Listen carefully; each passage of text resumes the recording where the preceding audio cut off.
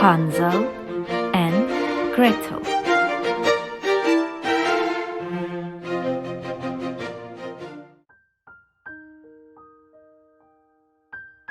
A poor woodcutter lived with his two children, Hansel and Gretel, beside a large forest.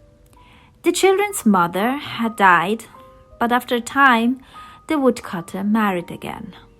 There was never much to eat in the house, but then came a famine and there wasn't even enough bread for the four of them. One night, the woodcutter lay in bed, tossing and turning with worry. He sighed and said to his wife, "What will happen to us? How can we feed my poor children when we have barely enough for ourselves?" His wife answered, "Listen, tomorrow we'll take the children deep into the forest and give them each a piece of bread. Then we'll leave them there. They'll never find the way home, and that way we won't need to feed them." "No, wife," said the man. "I won't do it. How could I leave my children alone in the woods? Wild animals would come and tear them to pieces." "You fool," she said. "Then all four of us will starve." And she gave him no peace until he finally agreed. The children were too hungry to sleep, so they had overheard their stepmother. Gretel began crying and said, "Oh, Hansel, there is no hope for us." "Don't worry, Gretel," said Hansel. "I find a way." When the grown-ups were asleep, he got up, put on his jacket and crept outside. The moon was shining bright, and the pebbles on the ground glittered like silver coins. Hansel stuffed his pocket full of them. At daybreak, the stepmother came and woke the children. "Get up, you lazy, selfish children! We're going to the forest for wood." Then she handed them each a piece of bread and said, "This is for your lunch. Don't eat it too soon. There won't be any more." Gretel put the bread in her apron because Hansel had his pockets full of pebbles. Then they all set out for the forest, but Hansel kept stopping and looking back.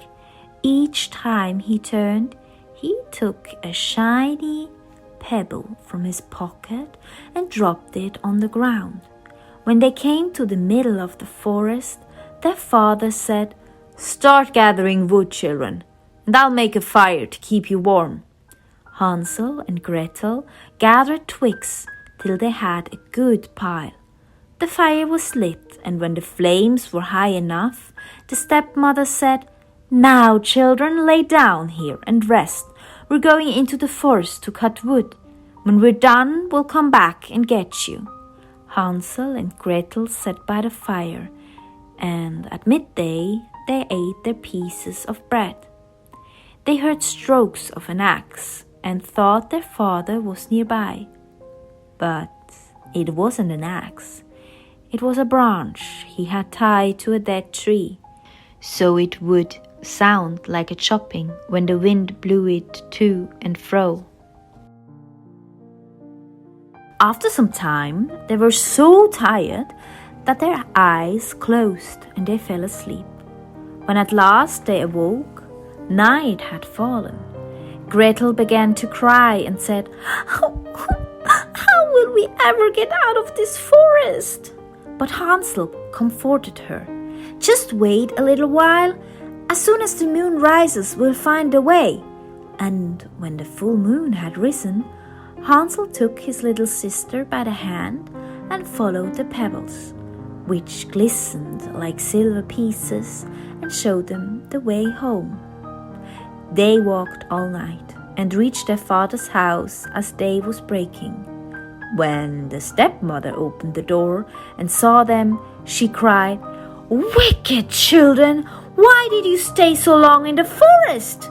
But their father was overjoyed, for he had been very unhappy since leaving them. Time passed and the famine continued. The children heard their stepmother talking to their father in bed. Everything has been eaten. We have only half a loaf of bread left. The children must go.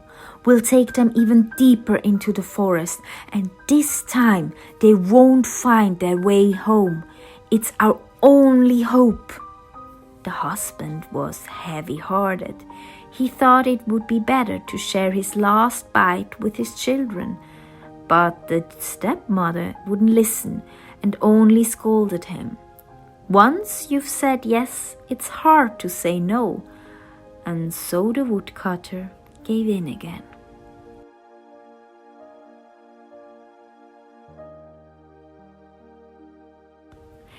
The children were awake and heard the conversation. When the grown-ups were asleep, Hansel got up again. He wanted to gather more pebbles, but the stepmother had locked the door, so he couldn't get out. Still, he comforted his little sister, saying, "Don't cry, Gretel. God will help us."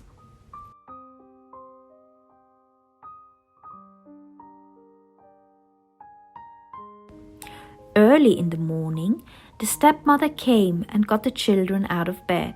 She gave them their piece of bread, but this time smaller than before. On the way through the forest, Hansel kept turning back and dropping a few breadcrumbs on the ground. The stepmother led the children to a place deep in the forest, where they had never been before. Again, they made a fire, and she said, "Just sit here, children. If you get tired, you can sleep. We're going to cut wood, and this evening, when we've finished, we'll come and get you." At midday, Gretel shared her bread with Hansel, as he had scattered his on the ground. They fell asleep, and the afternoon passed, but no one came for the poor children.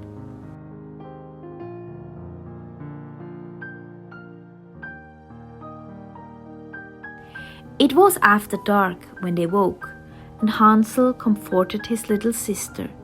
"Gretel," he said, "just wait till the moon rises. Then we'll see the breadcrumbs I scattered, and they'll show us the way home." When the moon rose, they set out, but they didn't find any breadcrumbs because all the birds of the forest had eaten them up. Hansel said to Gretel, "Don't worry, we'll find a way." But they didn't find it. They walked all night, and then all day from morning to night. And they were very, very hungry, for they had eaten only a few berries they picked from the bushes. When they were so tired their legs could carry them no further, they lay down under a tree and fell asleep.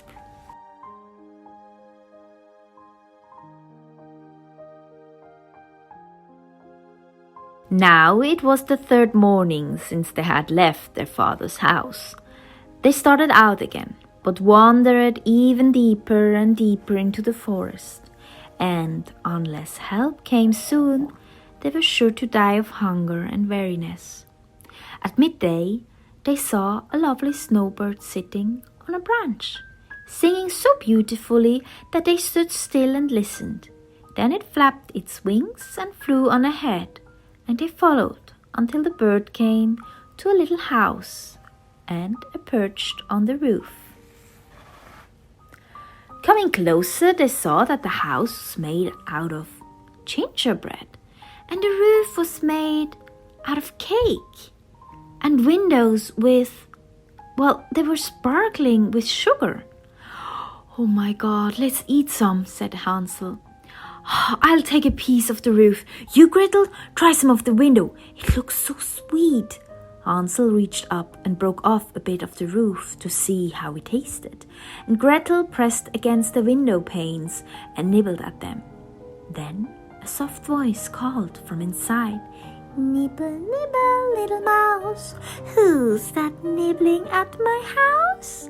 The children answered, "It is only the wind, so wild," and they carried on eating. Hansel so liked the taste of their roof, he broke off a big chunk, and Gretel took out a whole window pane and sat down on the ground to enjoy it. All at once, the door opened and an old woman came hobbling out. Hansel and Gretel were so frightened they dropped what they were eating. But the old woman nodded her head and said, "Ooh, what dear children! However did you get here? Don't be afraid. Come in and stay with me." She took them by the hand and led them into her house. A fine meal of milk and pancakes, sugar, apples and nuts was set before them. Then 2 little beds were made up, clean and white, and Hansel and Gretel got into them and thought they were in heaven.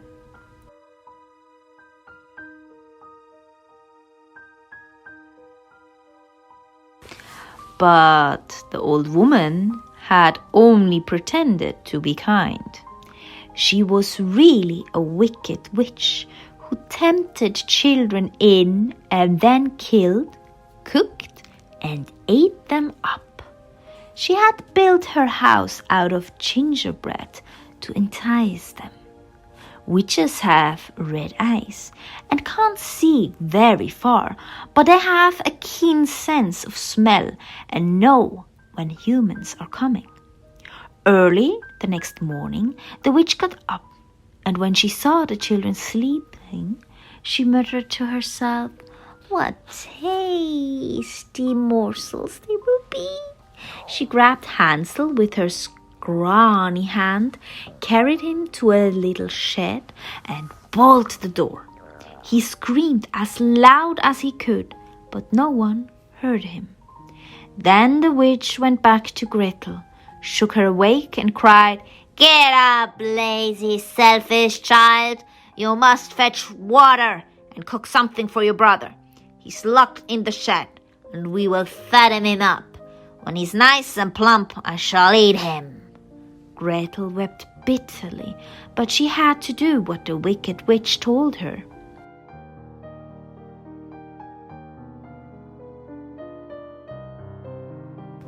Every morning, the witch went to the shed and said, "Hansel, hold out your finger. Let's feel how fat you are getting." But Hansel held out a bone because she couldn't see well. She thought it was his finger. She wondered why he stayed so thin. When 4 weeks had gone by and the boy was skinny as ever, she decided not to wait any longer. "Gretel," she cried out, "fetch water and don't dawdle. Skinny or fat, I'm going to cook Hansel up tomorrow." The little girl wailed and tears flowed down her cheeks. "Dear God," she cried, "won't you help us?" "Stop that blubbering," said the witch. "It won't do you a bit of good." Early in the morning, Gretel had to fill the kettle with water and light the fire. "First, we'll do some baking," said the old witch. "I've heated the oven and kneaded the dough." And she took poor Gretel out to the oven, which by now was spitting flames. "Crawl in," said the witch, "and see if it's hot enough for bread." The witch was going to close the door on Gretel and roast her, so she could eat her too. But Gretel guessed what she must be thinking and said, "I don't know how to get in." "Silly goose," said the witch. "The door is big enough. Look, even I can get in." She crept to the oven and stuck her head in. At that moment, Gretel gave her a great push, closed the iron door, and fastened the bolt. How horribly the witch screeched as she burned to death. Gretel ran straight to Hansel, opened the door of the shed and cried, "Hansel, we're saved! The witch is dead!" Hansel hopped out like a bird freed from its cage. How happy they were! They hugged and kissed each other and danced around. Now there was nothing to be afraid of. They went into the witch's house, and in every corner they found boxes of pearls and precious stones. Hansel stuffed his pockets full of them, saying, "These will be so much better than pebbles." Gretel, too, filled her apron with them. "We'd better leave now," said Hansel, "and get out of this bewitched forest." They walked a long way and came to a body of water. "How will we get across?" said Gretel. "There is no bridge." "And no boat either," said Hansel. "But over there, I see a white duck. She'll help us," he cried out. "Duckling, please give us a ride." Sure enough, the duck came to them and took them across, one at a time.